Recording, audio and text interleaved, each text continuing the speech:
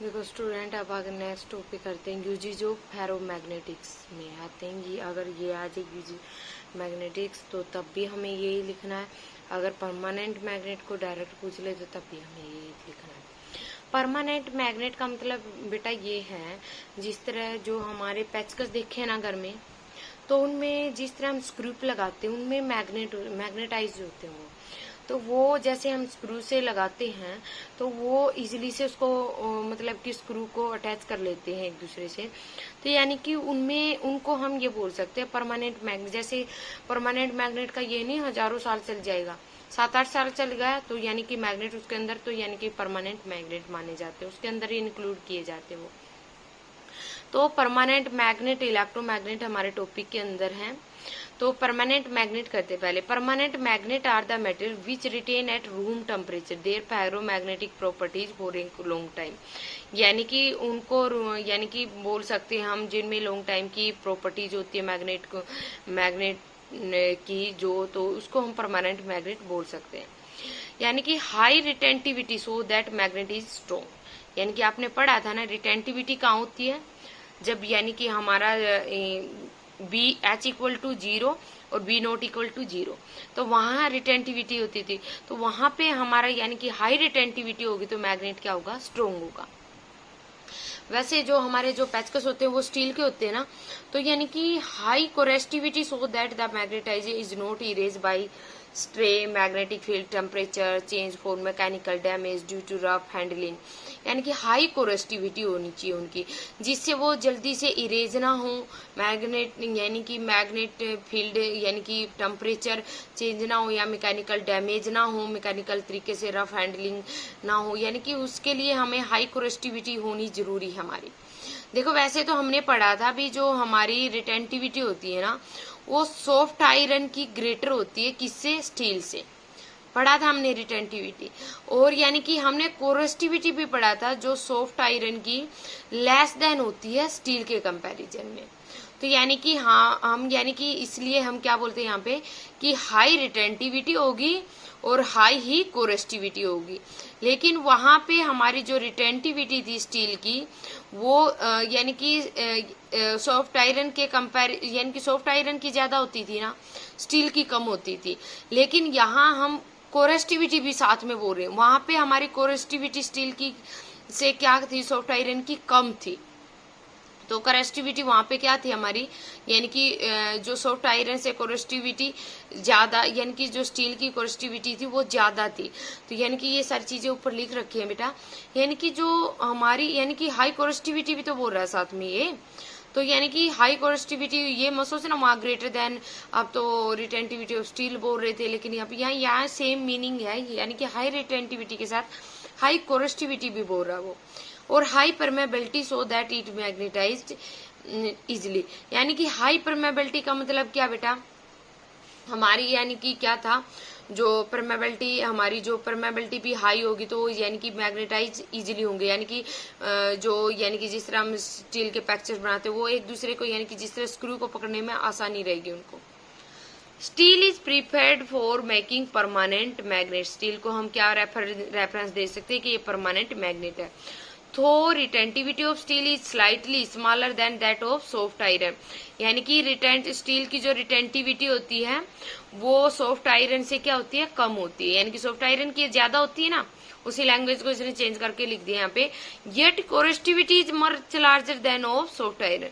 यानी कि फिर यानी कि कोरेस्टिविटी क्या है, सॉफ्ट आयरन से ज्यादा है। तो other suitable permanent magnet are cobalt steel और यानी कि अलोए एल्निको। यानी कि ये सभी सारे क्या हैं इसके, यानी कि जो परमानेंट मैग्नेट के एग्जांपल हैं। An efficient way to make a permanent magnet is to place ferromagnetic rod in solenoid and pass current through the solenoid. Magnetic field of magnetize the rod. ये आप पढ़ के आई हो बियोरेज करो में, तो उसमें हम पूरे तरीके से क्लियर हो चुका था वो वहाँ पे सोलेनाइड में हम यानी कि क्यों, यानी कि हमारा जो एफिशिएंस वे क्या होता है, जो परमानेंट मैग्नेट होता है वो फेरोमैग्नेटिक रोड होती है। यानी कि जिस तरह हमारा एक तो मैग्नेट होता है जो ब्लैक से कलर का होता है, वो यानी कि जो ये स्टील के जो होते हैं हमारे पेचकस वगैरह होते हैं, उनमें भी तो एक तरह का मैग्नेट ही है ना, तो इसका मतलब वही है। इलेक्ट्रोमैग्नेट, इलेक्ट्रोमैग्नेट क्या होता है, इससे यहाँ से पढ़ने से पहले एक बार ये पढ़ो। वहन ए soft iron rod is place in solenoid, यानी कि हमने पढ़ा था ना, कोई सॉफ्ट आयरन रोड इज, यानी कि हम कोई भी प्लेस कर देते हैं सॉफ्ट आयरन सोलेनाइड के अंदर, तो यानी कि current is pass through the solenoid, magnetism of solenoid is increase by 1000 fold, यानी कि जो सोलेनाइड के चारों ओर लपेटे ज्यादा होते हैं ना, तो यानी कि when the solenoid current is switched off, यानी कि जब सोलेनाइड में करंट को स्विच ऑफ कर देंगे तो मैग्नेटाइज्म इज रिमूव्ड, क्या हो जाएगा, मैग्नेटाइज रिमूव हो जाएगा, डीमैग्नेटाइज हो जाएगा वो। अगर स्विच को हम ऑन कर देंगे तो मैग्नेटाइज हो जाएगा, यानी कि चुंबक की जो पावर होती है ना, जैसे स्विच ऑन करते हैं तो वो पावर आ जाती है उसमें, अगर ऑफ कर देते तो वो बाहर हो जाती है, उससे मैग्नेटाइज नहीं होता। Coercivity of soft iron is very low, coercivity क्या होती है, सॉफ्ट आयरन की लो होती है। तो यानी कि जो कोर ऑफ इलेक्ट्रोमैग्नेट होती है ना, वो फेरोमैग्नेटिक मटेरियल्स की बनी होती है, उसमें हाई परमेबिलिटी होती है और लो रिटेंटिविटी होती है, यानी कि परमेबिलिटी हाई और रिटेंटिविटी लो। और जो हमने पढ़ा था यहाँ पे, जो कोरेक्टिविटी हो लो, कोरेस्टिविटी भी क्या होती है, लो होती है। Electromagnets are used in electric bells, यानी कि इलेक्ट्रोमैग्नेट्स को किस किस में, इलेक्ट्रिक लाउड स्पीकर टेलीफोन वगैरह में यूज करते हैं। Giant electromagnet are used in crane of lift machinery, यानी कि बोझा उठाने की जो मशीन होती है उनमें भी यूज होता है। यानी कि जो इसमें मेन बात क्या है, इलेक्ट्रोमैग्नेट्स जो उसकी कोर बनी होती है ऐसे ऐसे, तो उनमें कि वो फेरोमैग्नेटिक मटेरियल होता है, हाई परमेबिलिटी होती है। देखो फेरोमैग्नेटिक मटेरियल का हमें पता है कि वो यानी कि सॉलिड ही रहता है, लिक्विड फॉर्म में पैरा में आता है, तो यानी कि हाई परमेबिलिटी रहेगी, वहां पे लो रिटेंटिविटी रहेगी और जो कोरेस्टिविटी है वो भी लो रहेगी। तो यानी कि सॉफ्ट आयरन सूटेबल होता है मटेरियल फॉर दिस इस पर्पज के लिए। तो यानी कि जब सॉफ्ट आयरन को किसी सोलेनाइड में प्लेस कर दिया, हमने करंट कर दिया, अगर उसको हम स्विच ऑफ कर देंगे, उसमें मैग्नेटाइज्म के लिए सोलेनाइड अलग अलग जो इंक्रीज होते हैं ना, 1000 फोल्ड होते हैं जो उसके ऊपर फोल्ड होते हैं, तो सोलेनाइड करंट को अगर हम स्विच ऑफ कर दे तो मैग्नेटाइज्म रिमूव हो जाएगा इंस्टेंटली, कोरेस्टिविटी क्या हो जाएगी, हमारी लो हो जाएगी। और इसको यूज कहाँ करते, देखो बेटा ये fact of strength of an electromagnet था, यानी कि इलेक्ट्रोमैग्नेट की स्ट्रेंथ पे क्या फैक्टर पड़ेंगे हमारे, number of loops in the coil. जैसे हमने ये हमारे सोलेनॉइड था, इसमें हमने जो भी मटेरियल रखा था इसके अंदर, तो ये जितनी लूप नंबर ऑफ लूप्स होंगी इतना अच्छा हमारा इलेक्ट्रोमैग्नेट रहेगा। तो इसकी स्ट्रेंथ ऑफ करंट पास, यानी कि हम कितना करंट पास करवा रहे हैं, तो उस पर भी डिपेंड करेगा, उतना ही मैग्नेट है जो अच्छा रहेगा।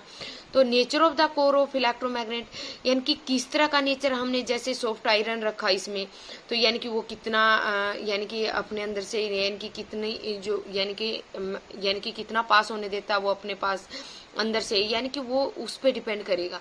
तो कैसा हम कोर ले रहे हैं इसके अंदर, कैसा मटेरियल रख रहे हैं इसके अंदर, तो उसके नेचर पे भी डिपेंड करता है।